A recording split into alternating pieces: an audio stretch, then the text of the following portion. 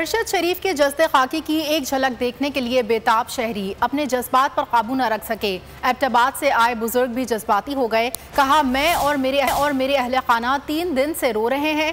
हमारे हीरो की मैयत की एक झलक देखने को पहुंचा हूं।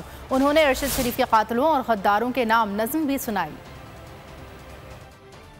तुम सबसे पूछेगी वतन की आबरू, किसने कटवाया है सर, किसने बेचा है लहू।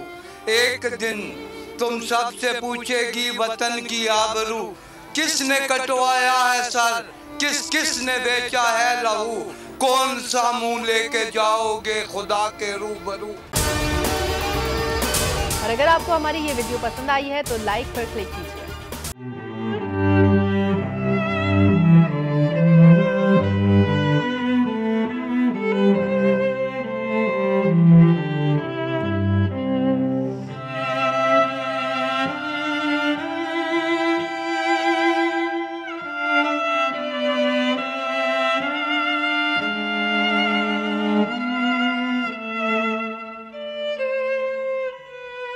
सबसे ज्यादा व्यूज, सबसे ज्यादा रील्स और सबसे ज्यादा रेटिंग के साथ बोल अब भी नंबर 1 पोजीशन पर बरकरार।